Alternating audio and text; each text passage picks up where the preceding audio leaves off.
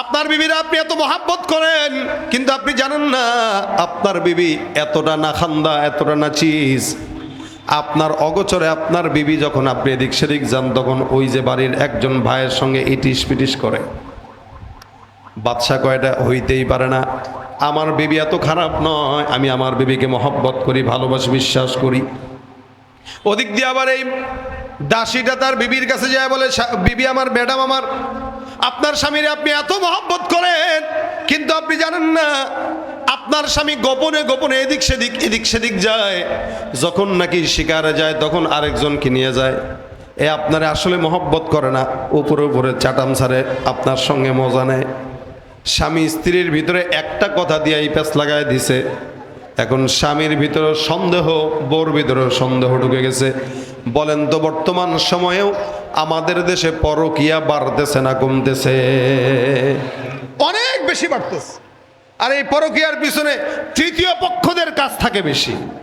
ও কিভাবে আরেকজনের বউ, স্বামী থাকে বিদেশ বা সুযোগ পাইছে, প্যাঁচ লাগায় তারপরে সম্পর্ক নষ্ট করার জন্য ফিকির করে। আমার হাকিমুল উম্মাত আশরাফ আলী থানভী রহমতুল্লাহ আলাইহি, উনি ওনার একটা কিতাবের ভিতরে গল্প বর্ণনা করেন, ঘটনা বর্ণনা করেন। জবানের কথা যে কত মারাত্মক হতে পারে। দেখবেন দুই সংসারের ভিতরে একজন প্যাঁচ লাগানোর লোক থাকে, ভাই ভাই অনেক আপন সম্পর্ক, দুই ভাইয়ের বউর ভিতরে একজন থাকে যে প্যাঁচ লাগায় সংসার নষ্ট করে, আছে না নাই? মেয়েদের চক্রান্ত এটা বড় মারাত্মক। থানভী রহমতুল্লাহ আলাইহি বলেন, একজন বাদশা ছিল, তার দাসী ছিল। বাদশাহ মহোদয় আর তার মহব্বতের বিবিকেও অনেক ভালোবাসত, মহব্বত করত। পাশে তার দাসীর এটা দেখতে মজা লাগতো না। দাসী মনে মনে বাদশারে প্রেম করতো, ভালোবাসতো। দাসী মনে মনে চিন্তা করলো, পেঁয়াজ একটা লাগাবো, দেখি কতটুক যায়। এবার বাদশাকে ডাক দিয়ে বলে, বাদশা মহোদয়, আপনার বিবিরা আপনি এত মহাব্বত করেন, কিন্তু আপনি জানেন না আপনার বিবি এতটা না খান্দা, এতটা না চিজ। আপনার অগোচরে আপনার বিবি যখন আপনি এদিক সেদিক যান, তখন ওই যে বাড়ির একজন ভাইয়ের সঙ্গে ইটিস পিটিস করে। বাদশা কয়টা হইতেই পারে না, আমার বিবি এত খারাপ নয়, আমি আমার বিবিকে মহব্বত করি, ভালোবাসি, বিশ্বাস করি।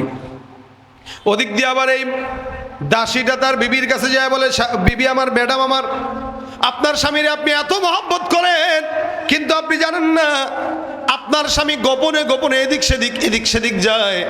যখন নাকি শিকারে যায় তখন আরেকজনকে নিয়ে যায়। এ আপনারা আসলে মহব্বত করে না, উপরে উপরে চাটাম ছাড়ে, আপনার সঙ্গে মজা নেয়। স্বামী স্ত্রীর ভিতরে একটা কথা দিয়ে এই প্যাঁচ লাগায় দিছে। এখন স্বামীর ভিতরে সন্দেহ, বোর ভিতরে সন্দেহ ঢুকে গেছে। বলেন তো বর্তমান সময়েও আমাদের দেশে পরকীয়া বাড়তেছে না কমতেছে? অনেক বেশি বাড়তেছে। আর এই পরকীয়ার পিছনে তৃতীয় পক্ষদের কাজ থাকে বেশি। ও কিভাবে আরেকজনের বউ, স্বামী থাকে বিদেশ বা সুযোগ পাইছে, প্যাঁচ লাগায় তারপরে সম্পর্ক নষ্ট করার জন্য ফিকির করে। এই দাসীটাও একই কাজ, স্বামীর সঙ্গে বোর প্যাঁচ লাগায়, বোর সঙ্গে স্বামীর প্যাঁচ লাগায়। দুইজনের ভিতরে এখন চোখাচোখি, আড়ালে আড়ালে চোখ দেয়, আর চোখে তাকায় যে তুই এরকম, তুই এরকম। একদিন দাসী কয়, শুনেন বাদশা, আমি হাজার কথা বললেও তো আপনি বিশ্বাস করেন না। আজকে একটা কথা বলি, আজকেও হয়তো আপনি বিশ্বাস করবেন না, কারণ আমি তো আপনার কেউ না। শুনেন, আপনার বউ আজকে রাত্রে আপনারে হত্যা করে আগামীকাল তার প্রাণের পুরুষের সঙ্গে ভেগে যাবে। বলে, আরে বলে কি? বলে, এটাই বাস্তব। যদি বিশ্বাস না করেন তো আজকে রাত্রে প্রমাণ আমি দেব। বলে, দাও, আলামত কি বলো। এবার বউর কাছে যায়, বলে, ম্যাডাম আপনি কি জানেন? বলে, কি? আগামীকাল আপনার স্বামী আপনারে হত্যা করবে, তারপরে আপনার জায়গায় আরেকজন নতুন রানী আনবে। আপনি যদি আপনার স্বামীরে মহব্বত করতে চান, আমি এমন একটা কবিরাজের সংবাদ দেব, যেই কবিরাজের কাছে গেলে চিরস্থায়ী স্বামী আপনার হয়ে যাবে, লক হয়ে যাবে, লক। এই স্বামী আর অন্য কোনো জায়গায় যাবে না। বিবি ডাক দেয়া কয়, তাহলে এমন কোন কবিরাজ থাকলে কি করা লাগবে বলো।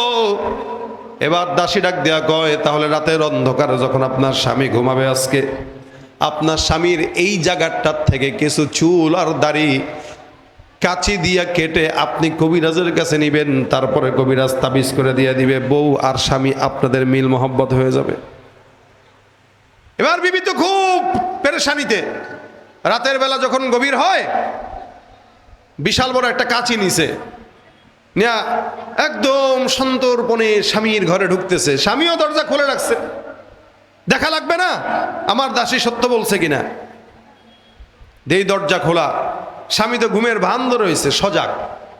তাকায় দেখে বউর হাতে এত বড় একটা চাকু আগাইতেছে। ওরে সুবহানাল্লাহ, তার মানে দাসী তো খারাপ বলে নাই। আরে এই দাসীটা আমি চিনলাম না। কিছুক্ষণ পর তাকায় দেখে আস্তে আস্তে এই পর্যন্ত নিয়ে আসছে, চাকুটা গলায় ধরছে। ও ভাই, চাকু যদি গলায় ধরে, এখন যদি চুপ থাকে তাহলে কি আর জান থাকবে? কথা কয় না, জান থাকবে? স্বাভাবিকভাবে কেউ যদি চাকু আপনার গলায় ধরে অথবা পেটে ধরে, তার মানে আপনি মরার জন্য অর্ধেক তৈয়ার। এখন স্বামী মনে করে বিবি যেহেতু আমার স্বামী চাকুটা আমার গলায় ধরে ফেলছে, তার মানে চুপ থাকা চলবে না। এখন যদি চুপ থাকি তাহলে আর জান থাকবে না। যার কারণে কি করলো, সুন্দর করে চাকুটা একটা থাবা দিয়ে নিয়ে হাতের থেকে এবার বিবির গলায় ছুরিটা চালায় দিয়ে বিবিরই হত্যা করে ফেলছে। রক্তে রঞ্জিত হয়ে গেছে ঘর। ডাক দিল দাসী আমার, তুমি কোথায়?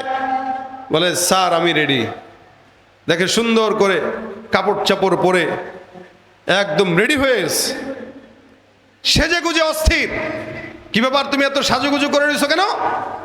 আমি জানি আপনার বিবি আজকে আপনার সাথে বিশ্বাসঘাতকতা করবে, যার কারণে আপনি তারে মারবেন। আপনার বিবির জায়গাটা পূরণ করার ছাড়া আমি ছাড়া আর কেউ থাকবে না, এ কারণে আমি প্রস্তুতি নিয়ে আপনার কাছে আসছি। দেখেন কোথাকার সম্পর্ক কোথায় নিয়ে গড়াইলো, শুধুমাত্র একটা বেহায়া নারীর জবানের সমস্যার কারণে। আমাদের সমাজেও কিছু কিছু নারী থাকে ঘরের ভিতরে, যাদের একটা জবানের কথা দুই ভাইয়ের সম্পর্ক নষ্ট করে, মার ছেলের সম্পর্ক নষ্ট করে। এই সমাজে অসংখ্য এরকম নির্লজ্জ বেহায়া নারী আছে না নাই? বসে বসে চাল মারে, চাল। দেখবেন ঠান্ডা মাথায় স্বামী ঘরে আসছে সারাদিন পরে, আস্তে করে আসলটা ধরে কয়, ও সোনা আপনার মাটা আজকে থাক থাক, বলবো না, বললে তো আপনি কষ্ট পাবেন, আপনার মা তো থাক। কেউ ঠিক না, আপনি কষ্ট পাবেন তো থাক, আপনার মাই তো। এই প্যাঁচ লাগাই দিল। স্বামী কয়, না না আমার মা হইলে কি হয়েছে বলো, আমার মা হইলে কি হয়েছে, অন্যায় কি আমি সহ্য করব? আমার ভাই হলে কি হয়েছে, অন্যায় কি আমি সহ্য করব? বোন হইলে কি, অন্যায় কি আমি সহ্য করব? তোমার সাথে অন্যায় করবে, তুমি আমার একমাত্র মহব্বতের বউ, বলো আমার কাছে। এবার বিবি কয়, না না থাক, আপনি পরে আমার ভুল বুঝবেন, আমি চাই না। আগে ঠেলা দেয়, খোঁজা দিয়ে তুমি আমাদের ভুল বুঝবেন। কয় না শোনা তুমি বলো, আমি তো বুঝি তুমি ভালো। এবার কয়, শুনেন কি হয়েছে জানেন, আপনার বউ আপনার মা এই এই এই এই করছে। এখন ওই ছেলে যদি দিনই বুঝ না থাকে তাহলে তো সে বউর কথা শুনে মারে মারতে যাবেই। আর যদি আলহামদুলিল্লাহ দিনই বুঝ থাকে, কোশ্চিন কালেও প্রয়োজনে বউ ছাড়বে, মাকে ছাড়বে না। এটা হলো দিনই বুঝের কারণে। এই জন্য বললাম, জবান দিয়া চাইলেও বিশ্বযুদ্ধ লাগানো যায়, আবার জবান দিয়া চাইলে বিশ্বযুদ্ধ বন্ধ করা যায়। ঠিক কিনা জোরে কর? এই জন্য রসুল বলেন, জবানের হেফাজত করবা, আল্লাহ তোমার জান্নাতের হেফাজত করবেন। সুবহানাল্লাহ বিহামদি। এই জন্য জবান দিয়া কারো গীবত, শিকায়েত, পরনিন্দা, হিংসা, মিথ্যা এগুলা বলা যাবে? বসে রয়েছেন, নামাজ পড়তেছেন, নামাজের পরে শুরু করলেন, কি বললে জানেন? ভাই বললে গীবত হয়, এরপরেও বলি শুনেন। এ কথা বলে না, বললে গীবত হয় এরপরেও বলি শুনেন। ভাই জানেন যে গীবত হয়, বলেন কেন? মজা লাগে। গোস্ত খাইতে যেমন মজা, ঠিক গীবত করতেও এমন মজা।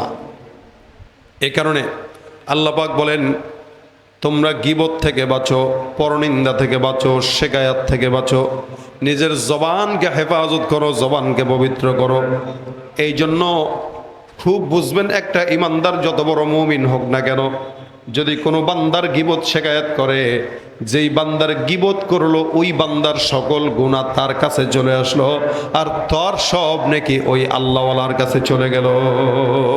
আমাদের অনেক বুজুর্গানে দিন ছিলেন, যারা কেউ যদি তাদের ব্যাপারে গীবত করতো, গালিগালাজ করতো, তখন তারা কি করতো, তাদের কাছে হাদিয়া পাঠাইতেন। কোনো একদিন হাদিয়া না পাঠাইলে জিজ্ঞাসা যদি করা হতো, ভাই আজকে হাদিয়া কোথায়? আজকে তো আমার সোয়াব পাঠায় নাই, হাদিয়া দেবো কেন? কেমনে সোয়াব পাঠায়? প্রতিদিন বসে বসে এলাকায় মানুষের সামনে আমার গীবত করে। তো এতে আমার কি হয়? আমার গুনাহগুলো সে নেয়, তার নেকগুলো আমারে দেয়। সে যেহেতু আমার অনেক হেল্প করে, আমিও তারে কিছু টাকা দিয়া সদকা দেই, যে দেখ সে যেহেতু আমার উপকার করে, আমিও তারে কিছু পারিশ্রমিক দিয়া দেই। কিন্তু আমাদের অবস্থা কি? এই জন্য কষ্ট করে ইবাদত করেন, নামাজ পড়েন, রোজা রাখেন।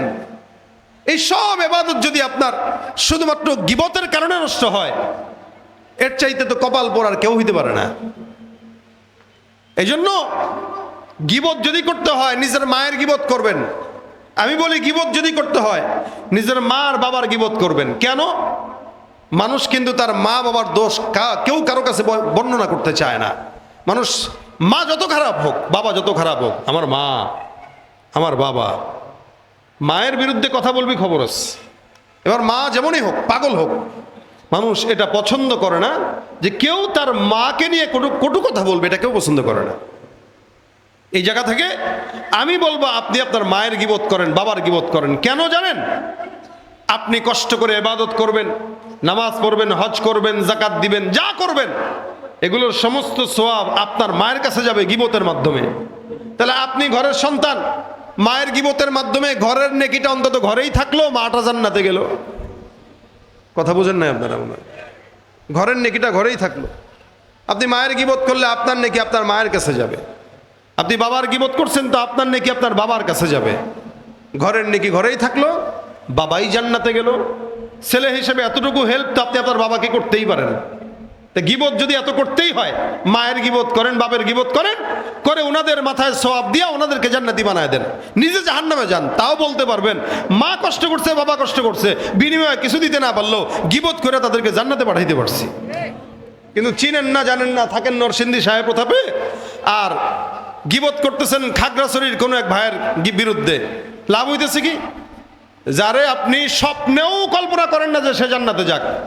মানে আপনারা যদি বলা হয় ভাই ও কি জান্নাতে যাবে, আপনি বলবেন ও জান্নাতে গেলে আল্লাহরে আমি কমু, আল্লাহ ওই জান্নাতে আমারা দিয়েন না। মানে এত শত্রুতা আপনার সাথে তার। আমাদের দেশের ওই দুই দলের শত্রুতা যেমন আর কি, এত শত্রুতা যে সে জান্নাতে যাবে এটা আপনি চানই না, কিন্তু গীবত করে করে গোপনে গোপনে তার জান্নাতের রাস্তা সহজ করে দিচ্ছেন, আপনি নিজেও জানেন না। এ কারণে নিজের খেয়ে নিজের পরে 500 কিলোমিটার দূরের কোনো ভাইয়ের গীবত শেকায়েত না করে চুপ থেকে নিজের জবানকে হেফাজত রাখেন। কিছু মানুষ তো আছে এই এলাকায় থাকে, নিজের খায় নিজের পরে, 10-20 কিলোমিটার দূরে যে মানুষের দোষ বর্ণনা করে চলে আসে। মানে 10 কিলোমিটার দূরে যে আপনার দোষ গায়ে আসবে যে অমুকে এই, অমুকে সেই। তার কোনো ফায়দা নেই, এটা তার মজা। বংশীয় সূত্রে এই দোষ পাইছে সে। তার বাবা ওইগুলো করছে, বিবাহ ভাঙছে, মিনিমাম 10টা বিয়ে ভাঙছে তার বাপ, এখন তার ভাঙতে হবে 100টা। এজন্য নিজের টাকা দিয়া অটো ভাড়া দিয়ে আরেক এলাকায় যায় বিয়া ভেঙে আস, গীবত করে করে যে অমুক বেড়ি এমন, আয়ের ভাই যায় না, ওই ছাড়া এরকম আরে ভাই যায় না, গীবত করে। এজন্য ভাই গীবত জেনার চেয়ে মারাত্মক। কেউ যদি গীবত করে শুনবেনও না, ফাআরিদুহু, ওটার থেকে নিজেকে হেফাজত করেন।